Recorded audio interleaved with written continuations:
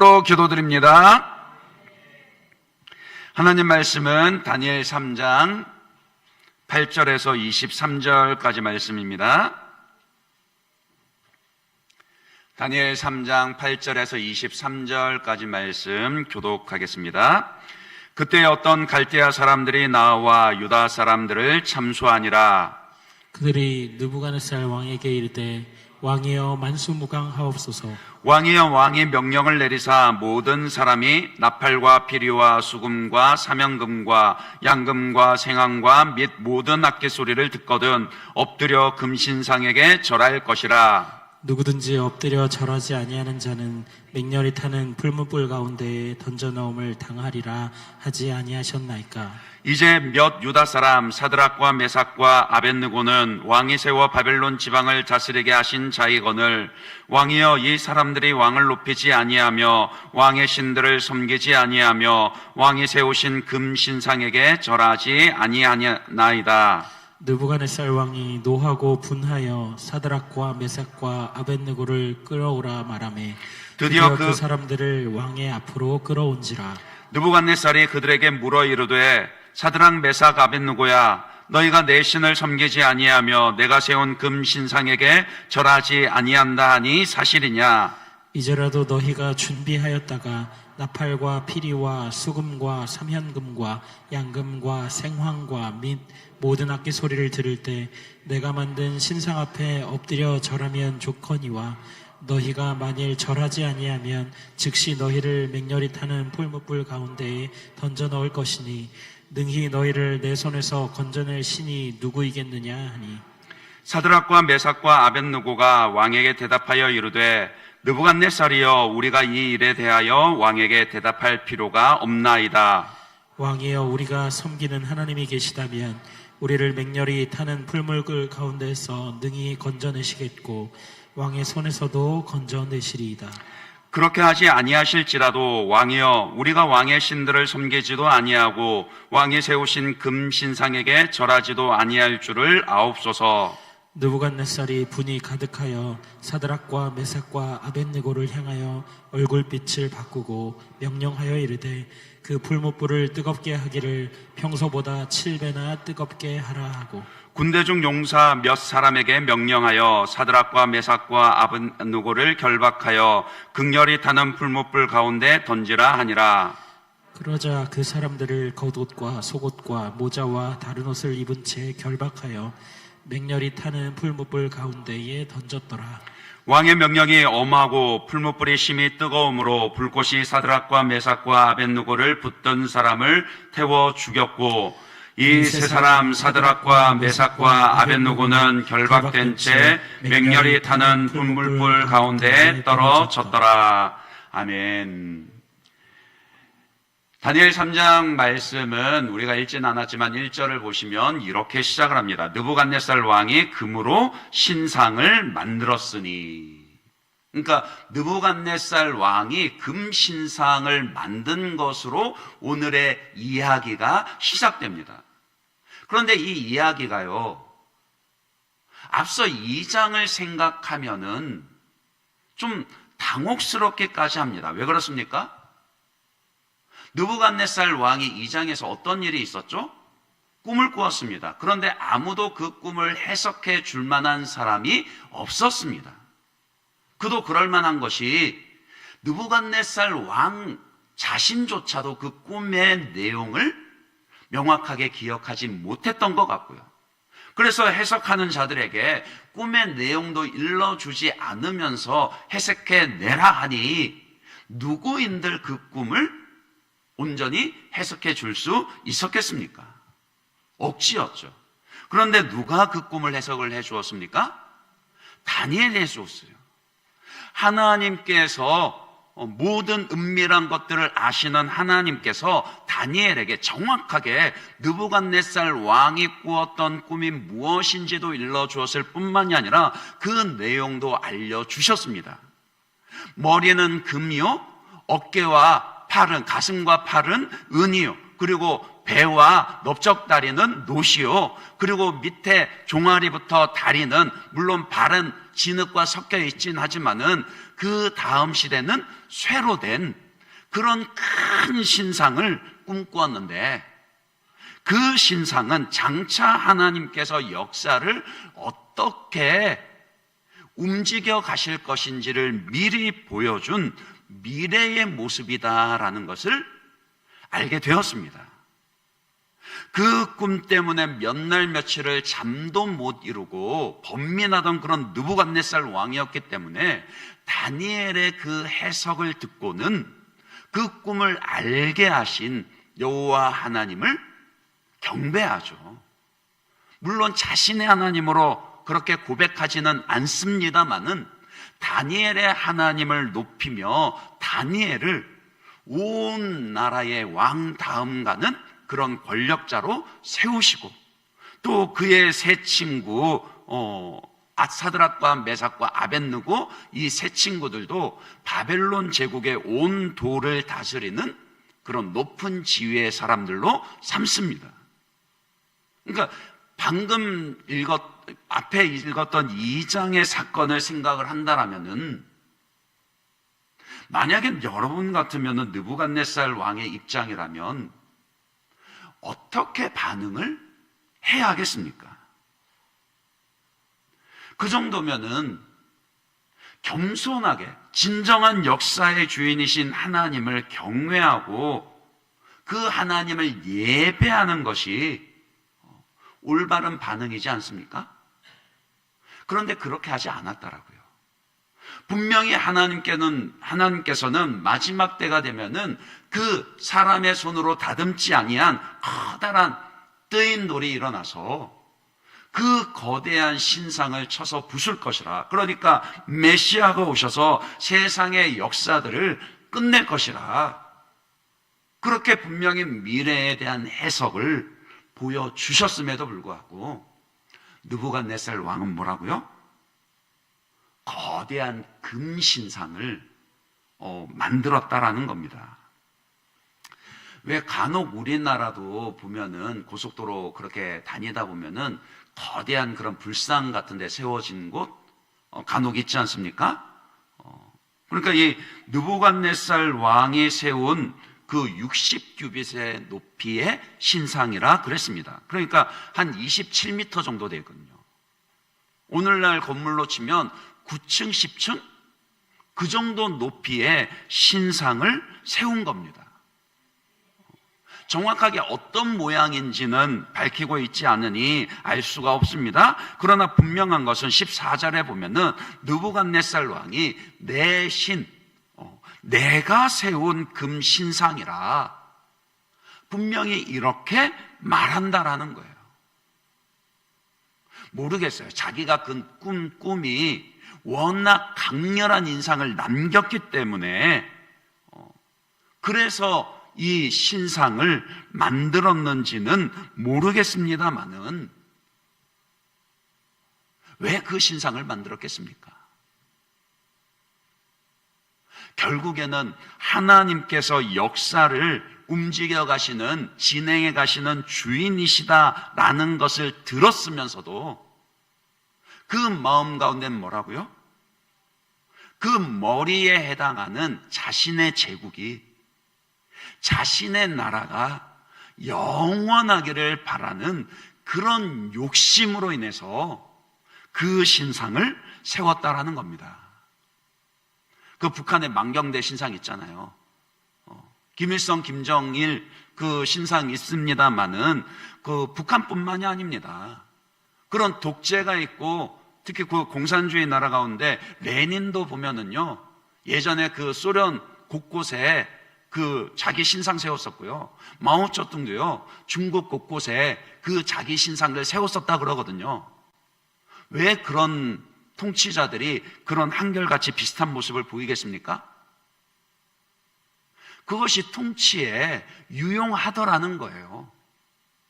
자기의 형상으로 혹은 자기가 섬기는 그 신의 형상을, 신상을 세워서 온 나라 백성들이 거기에 절하게 하면서 그 생각과 마음을 하나로 통일시키고 나라를 다스리는 데 있어서 유용하게 사용할 수 있더라는 겁니다. 그러니까 느부갓네살 왕도 분명히 하나님께서 역사를 어떻게 운행하실 거라는 것을 들었음에도 불구하고 여전히 그 마음 가운데는 하나님을 인정하기보다는, 하나님의 그 영광을 바라보기보다는 자신의 욕심이 가득 차 있었다라는 겁니다. 그래서 어리석게도 하나님의 영광을 그 우상의 모습으로 바꾸어 버리죠. 로마서 1장 21절에서 23절 말씀처럼요, 하나님을 알되 하나님을 영화롭게도 아니하며 감사하지도 아니하고 오히려 그 생각이 허망하여지며 미련한 마음이 어두워졌나니 스스로 지혜 있다 하나 어리석게 되어 썩어지지 아니하는 하나님의 영광을 썩어질 사람과 새와 짐승과 기어다니는 동물 모양의 우상으로 바꾸었느니라. 딱 하나님 말씀 그대로라는 거예요. 그러니까 바벨론과도 같은 이 세상은 어떤 세상이냐? 그만큼 영적으로 어리석은 세상입니다. 어두워진 세상입니다.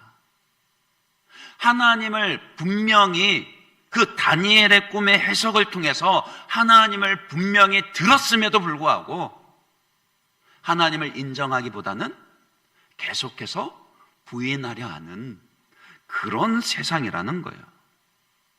우상이 뭡니까? 결국 아무것도 아닙니다. 그런데 자꾸 거기에 매달립니다. 그뿐입니까?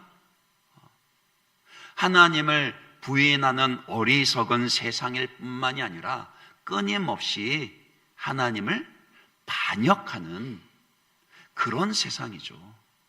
오늘 우리가 살아가는 꼭 느부갓네살 시대뿐만이 아니라요, 오늘 우리가 살아가는 세상도 마찬가지라는 겁니다. 하나님을 부인할 뿐만이 아니라 하나님을 공격하고 반역하는 그런 세상이죠.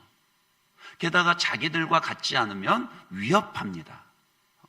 5절, 6절에서도 그 느부갓네살 왕의 칙령이 선포되었는데, 이제 그 사드락과 메삭과 아벳느고 세 사람이 부각되면서 다시 한 번 더 그렇게 그 모습이, 위협하는 모습이 기록되어져 있죠. 함께 읽었던 본문 13절에 보면은, 12절에 보면은 그들이 뭐라 그럽니까?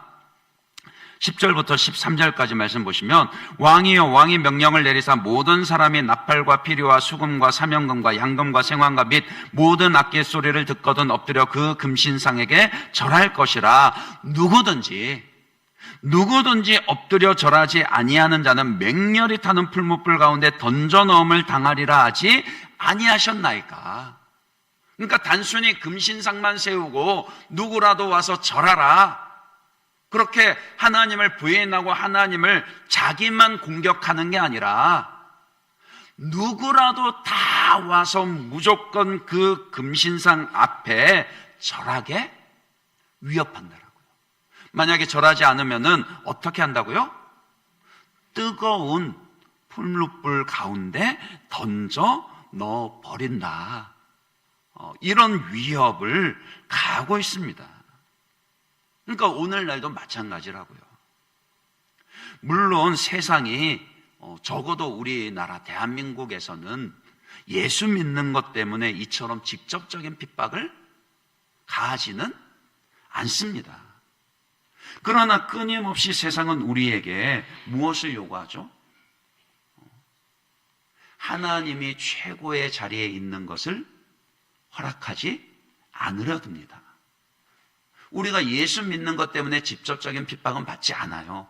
그러나 굳이 그렇게 해야 하느냐?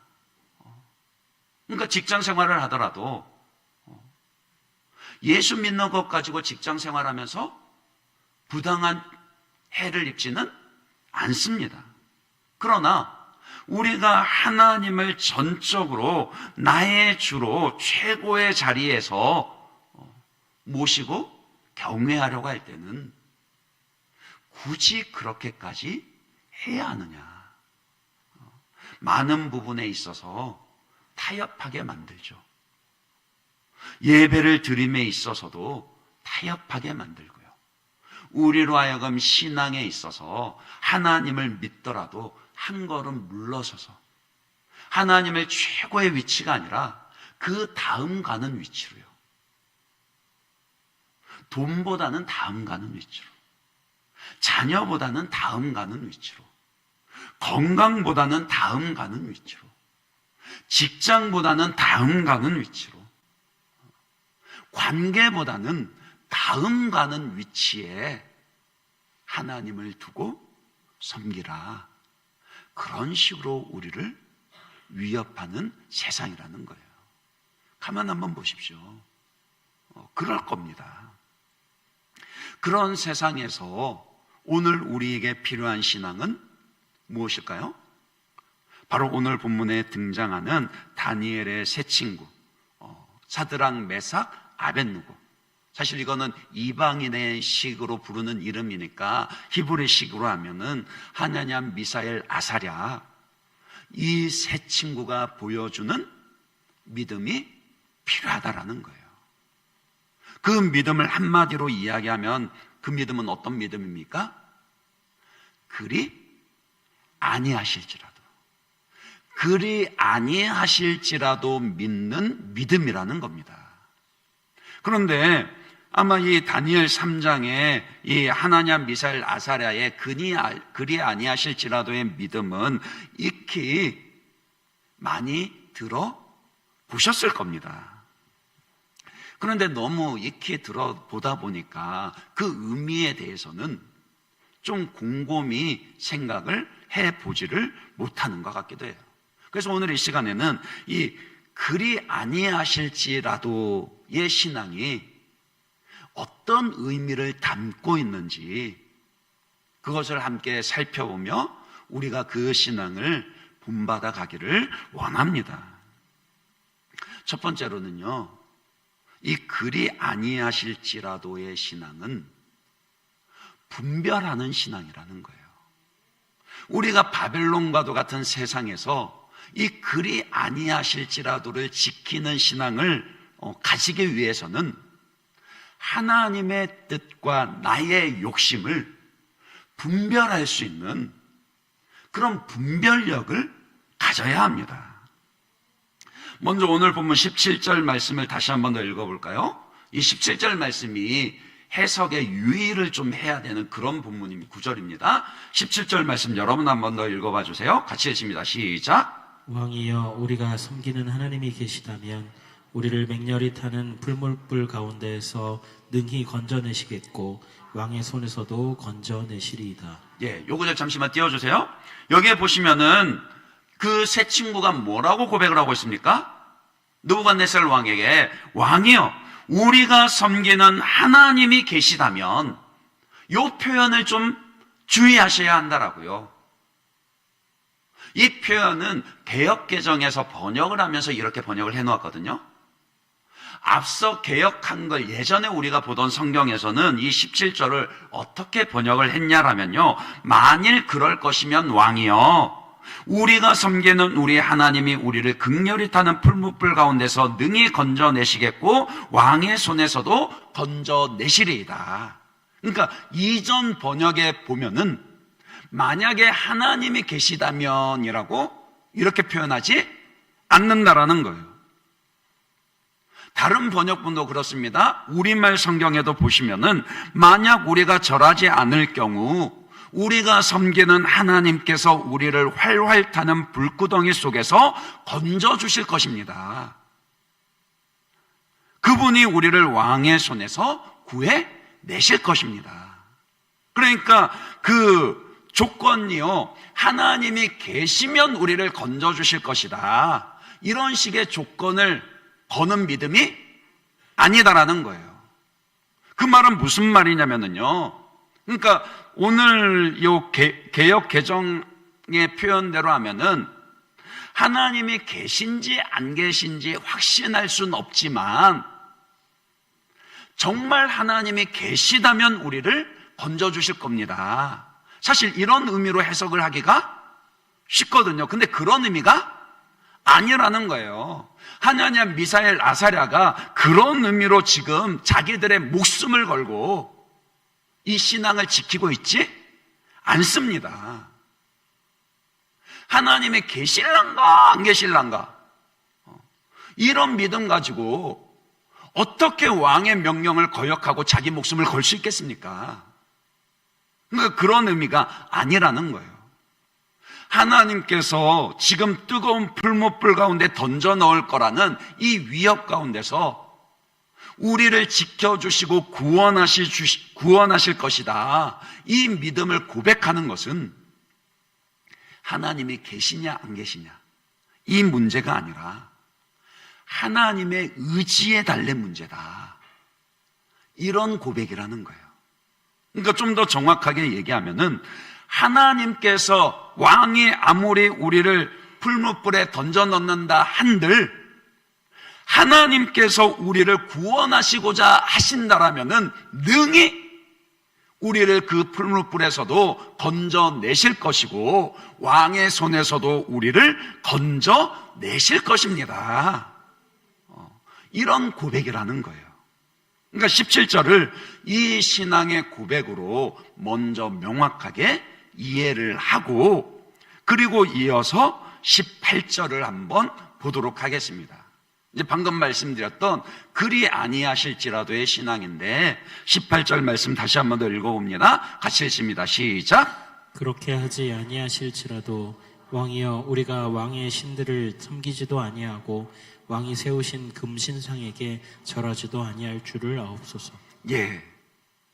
자, 이제 이 17절, 18절을 지금은 느부갓네살 왕에게 대답하는 신앙의 고백과 결단으로 드러나 있지만 하나님께 드리는 기도라고 한번 생각을 해 보시라는 겁니다. 만약에 여러분이 이 뜨거운 풀무불에 던져지는 이런 위협 가운데, 생명의 위기 가운데, 혹은 그만큼 고통스러운 고통 가운데 내 던져졌다라면은 어떻게 기도를 하시겠습니까?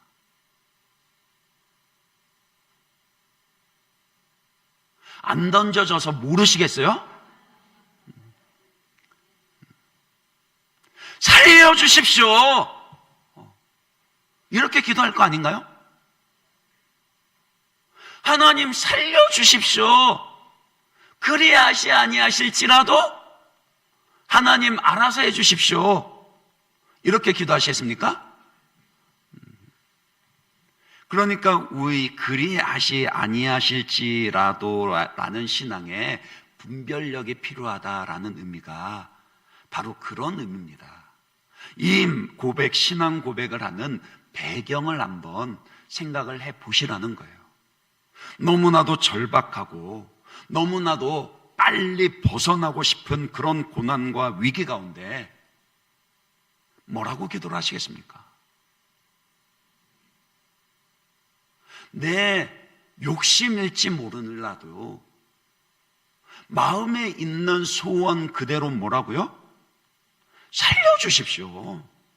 다른 경우의 수 돌아볼 것도 없이 하나님 제발 저를 살려주십시오. 하나님 저를 도와주지 않으시면, 살려주지 않으시면 저 죽습니다.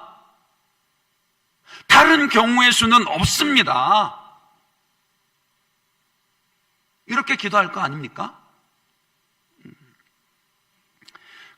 이제 CES 훈련을 하는 가운데 이런 질문을 나누게 됐었어요. 하나님의 뜻에 부합하지 않는 그런 기도를 한 적이 있습니까?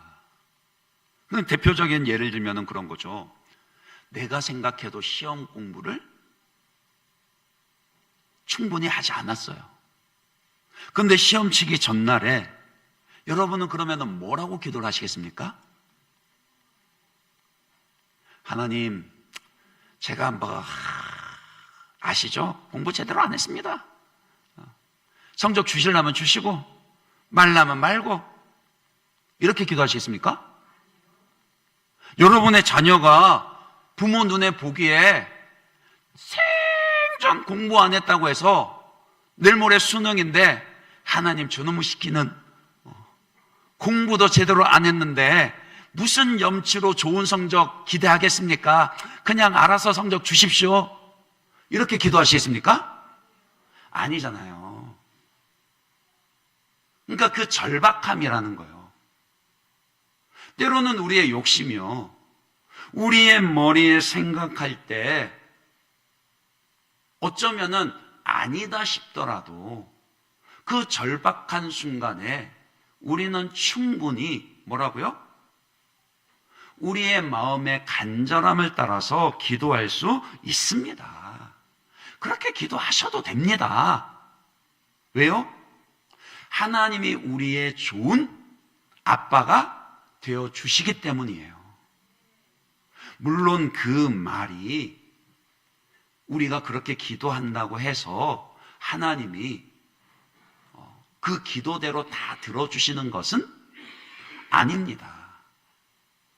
공부는 하나도 하지 않았는데 시험 치면서 연필 이렇게 볼펜에 1, 2, 3, 4, 5, 6 해가지고 뚜룩 굴린다고 맨날 정답만 나오지 않는다라고요. 하나님 그런 하나님은 아니세요.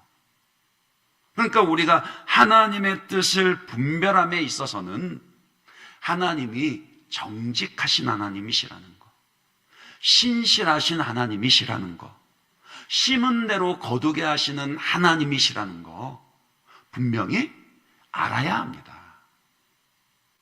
그 얘기하니까 당황하면서 듣는 우리 청년들도 있더라고요. 크리스찬이 복권을 사면 됩니까? 안 됩니까? 복권 사셨어요? 복권 산다고 지옥 가고 그렇다 뭐 그런 말이 아니라요, 부당한 방법으로요 그렇게 일확천금을 꿈꾸면서 그렇게 돈을 벌려고 하는 것은요 덕을 세우지 못합니다. 우리 자신에게도 공동체에도 유익하지 못합니다. 그래서 데살로니가 교회를 향해서 뭐라 그랬습니까? 내 손으로 수고하여서 가난한 이웃을 도우라, 그렇게 말씀하셨습니다. 그러니까 정직한 방법으로 돈을 벌어야 하는 것이고요. 그러니까 그거는 하나님이 그런 신실하신 하나님이시기 때문이에요. 그러니까 우리가 범사에 하나님의 뜻을 구해야 하는 것은 분명 맞습니다. 근데 우리의 수준이 늘 하나님의 그 거룩하신 뜻에, 신실하신 뜻에 이르지 못하는 것도 뭐라고요? 인정을 해야죠. 그러니까 특별히 기도할 때요, 우리의 솔직한 바램과 욕심을 기도하셔도 괜찮다라고요. 오히려 하나님이 내가 기도한 대로만 응답하지 않아야 하시고 하나님의 그 신실하심을 따라 내게 유익한 것들로만 응답하심을 믿기 때문에 더 내 마음의 바램에 솔직하게 아뢰 수 있는 것이죠. 그렇지 않습니까? 그러니까 그리하지 아니하실지라도의 믿음이라는 것은 그런 거라고요. 우리가 너무 이 그리하지 아니하실지라도의 강박관념을 가지실 필요가 없습니다.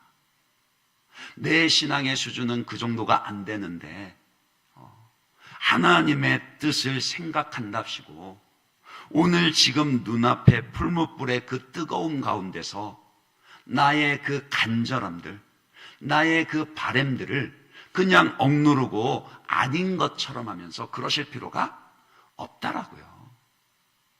우리의 욕심을 솔직하게 간절히 부르짖어 아뢰시되, 그러나 그런 가운데서도 뭐라고요?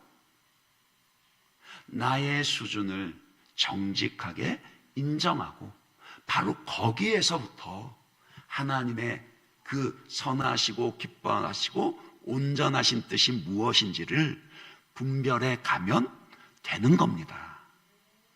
그게 그러하지 아니하실지라도의 믿음이라고요. 그것을 가장 잘 보여주신 분이 예수님이시죠. 예수님이 겟세마네 동산에서 어떻게 기도를 하셨습니까?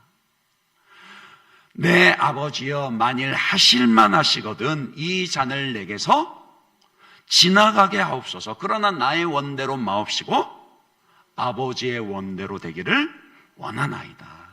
그러니까 예수님도요, 예수님의 그 마음의 그 소원을 솔직하게 아뢰셨습니다.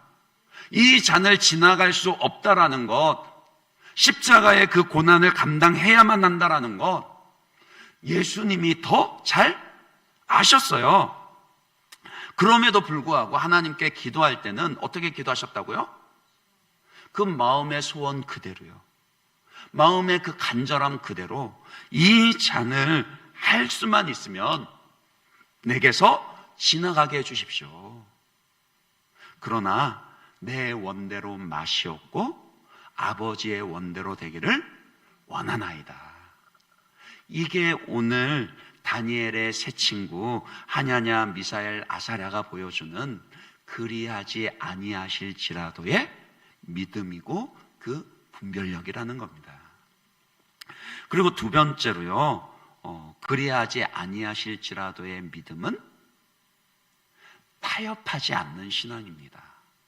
이 부분은 그렇게 어려울 것이 없죠. 느부갓네살 왕의 위협 가운데서도 그리하지 아니하실지라도 우리는 결코 믿음에서 물러서지 않겠습니다. 내 목숨을 대가로 치른다 할지라도 결코 신앙의 타협을 하지 않겠습니다. 이런 믿음이라고요. 느부갓네살 왕이 다니엘뿐만이 아니라 이 세 친구들을 아꼈던 것은 틀림없는 사실인 것 같습니다. 그래서 다시금 기회를 주죠. 오늘 말씀해 보면은 그들을 시기했던 다른 그 이방인들이 그들을 고발을 합니다. 왕이시여, 느부갓네살 왕이시여, 분명히 왕께서는 칙령을 내리셔서, 변치 않는 칙령을 내리셔서 그 여러 가지 악기가 울릴 때에 왕께서 만드신 신상 앞에 누구라도 다 절하라 하지 않으셨습니까? 근데 지금 저 하냐냐, 미사엘, 아사랴가 그 왕의 명령을 어기고 있습니다. 고발을 하죠.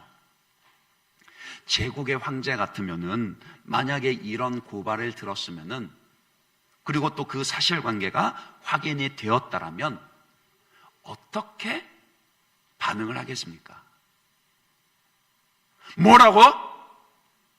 그 명령에, 내가 아끼던 그놈들이 그 명령에 따르지 아니하였다라고? 그렇게 단번에 그 풀무불에 던져 넣는 것이 마땅하잖아요. 두 번의 기회를 줄 필요가 없습니다. 그런데도 느부갓네살 왕은 이 하나냐, 미사엘, 아사랴에게 어떻게 합니까? 그들을 불러다가 다시금 이야기를 하고 있습니다. 그게 15절 말씀이죠. 15절 말씀에 뭐라 그랬죠? 이제라도, 그러니까 이제라도 너희가 명령대로 신상 앞에 절해라. 그러면 내가 앞의 죄는 다 없었던 걸로 치고 너희를 용서해 주겠다. 그러면서도 아주 강한 위협을 하죠. 능히 너희를 내 손에서 건져낼 신이 누구겠느냐. 이런 위협을 받으면 참 견디기가 어렵죠. 세상에서도요. 이런 위협을 받으면 우리 마음 가운데 어떤 마음이 생겨요? 타협하고 싶은 마음이 생긴다라고요. 더군다나 어쩌면 한 번 거절하는 것은 할 수 있을지도 모릅니다. 그런데 똑같은 유혹이 재차 다가옵니다.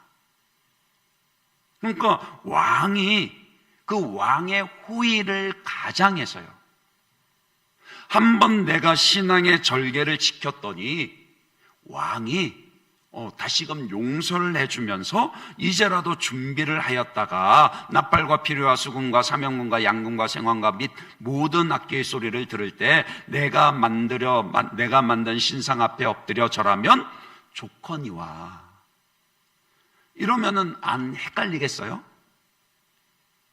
야, 이렇게 내가 분명히 죽을 거라 생각했는데 다시금 이런 기회를 준단 말이야? 아, 이게 하나님 뜻인가? 이런 마음 들지 않겠습니까? 그러나 믿음은 그런 거 아니라고요. 그리하지 아니하실지라도의 믿음은 끝까지 타협하지 않는 것입니다. 그러면서 16절에 이렇게 고백하는 거죠. 느부갓네살이여, 우리가 이 일에 대하여 왕에게 대답할 필요가 없나이다. 우리의 목숨이, 생명이 당신에게 달려있는 것 뻔히 알지만 이 일의 결과가 어떻게 되리라는 것도 능히 짐작이 가지만, 그러나 타협하지 않고 믿음에 있어서는 단호해야 합니다. 이것이 믿음이고요, 세상 속에서 지혜로 행하는 것이고 순결한 자입니다. 너희는 비둘기같이 순결하며 뱀같이 지혜로우라 그랬잖아요. 그러니까 하나님이 말씀하시는 지혜는요, 처세가 아닙니다. 왕의 그 위협 앞에서, 왕이 다른 사람과는 다르게 특별하게 호의를 베풀어서 재차 묻는 그런 상황 앞에서, 아, 내가 이렇게 하는 게 참 유리하겠구나, 그런 처세가 아니다라고요. 아마 대부분의 사람은 그럴 겁니다. 믿음도 살아야지 믿음이지, 살아야지 믿음도 지킬 수 있는 것이지. 당장 우리 역사 가운데 있었잖아요. 일제시대 때 신사참배를 한 자들의 그 뻔한 그 변명이 뭐였습니까? 누군가는 주님의 교회를 지켜야 했다. 왜 신사참배를 했느냐? 하나님의 그 십계명에 어긋나 있는데 왜 그 신사에 참배했느냐라고 물었을 때 그렇게 대답을 했습니다. 아, 내가 교회를 그렇게 해서라도 내 목숨 지킨다가 아니라 그렇게 해서라도 교회를 지키기 위해서 그리했다. 그렇습니까? 아니라고요. 정말 지혜는요, 뭐가 가장 중요한지,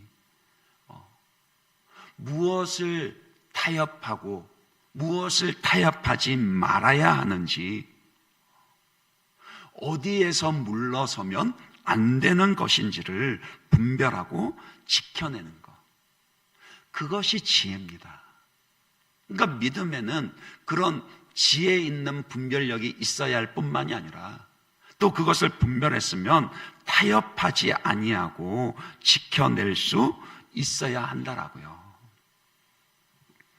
그러니까 그들이 바라는 것은요, 당연히 예, 맞습니다. 하나님이 하신다라면은 우리를 이 뜨거운 불못불과 왕의 손에서, 고난에서 건져내 주실 겁니다. 그들도 그것을 소원했어요. 바랬어요. 그러나 그 세 친구들의 믿음은 내가 바라는 것을 응답하시든지 안 하시든지 하나님은 여전히 하나님이시다.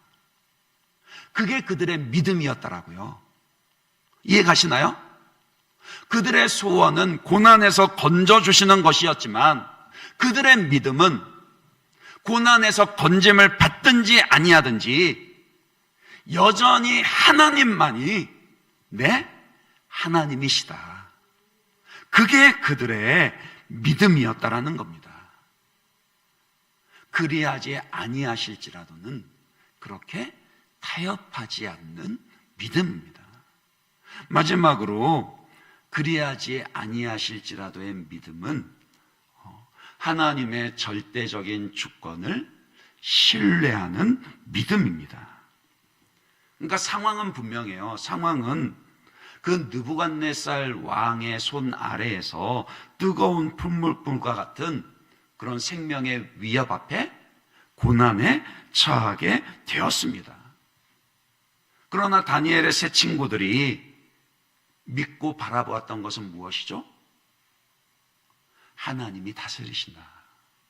이 고난에서 건져내시든 아니하시든 여전히 하나님이 다스리신다. 이 믿음을 가지고 있었다라는 겁니다. 특별히 이 믿음이 있다라면은 어떠한 상황에서도 어떻게 해야 됩니까? 하나님께 감사할 수 있어야 하죠. 감사를 통해서 그리하지 아니하실지라도의 믿음이 드러나게 됩니다. 기도한 대로 고난 가운데서 우리를 건져주시면 건져주셨기 때문에 감사한 것이고, 그리하지 아니하실지라도 여전히 고난 가운데 있다라면은 그런 계속되는 고난 가운데서도 믿음을 지킬 수 있게 해주셔서 감사하고요. 그러니까 하나님의 절대적인 주권을 신뢰하는 그리 아니하실지라도의 믿음은 항상 감사하는 감사로 드러나게 된다라고요. 특별히 하나님의 사랑이 뭐라 그렇습니까? 로마서 8장 28절에 보시면 우리가 알거니와 하나님을 사랑하는 자 곧 그의 뜻대로 부르심을 입은 자들에게는 모든 것이 합력하여 선을 이루느니라. 그 믿음, 절대적인 하나님의 주권을 신뢰하는 그 믿음이 있으면 어떠한 상황 속에서도 감사할 수 있게 된다라고요. 오늘 우리가 회복해야 할 그러하지 아니하실지라도의 믿음은 바로 그런 신앙입니다.